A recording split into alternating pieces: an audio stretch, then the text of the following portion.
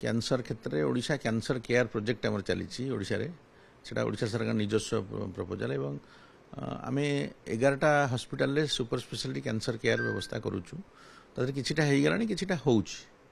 Major जगह आम 3टा पुराना मेडिकल कॉलेज कैपिटल हॉस्पिटल एवं आपणकर बरगढ़ रे cancer hospital Jharsuguda PPP mode रे कैंसर हॉस्पिटल एवं केउझर आउ मयूरभंज बारिपदा ये सब जगह भी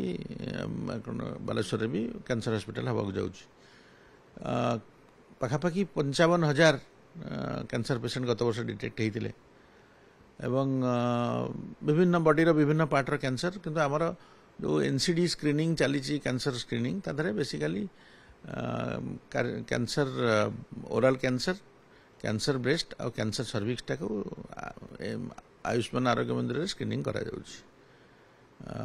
ट्रेनिंग दिया समस्त से अनुसार अन्य कैंसर तो सब डायग्नोसिस हो विभिन्न जगार एवं बर्तमान तो आप जानते गोपबंधु जन आरोग्य योजना आउ जो प्रधानमंत्री जन आरोग्य योजना से भी ये ट्रिटमेंट पाँच फ्री ऑफ कॉस्ट सब हॉस्पिटल।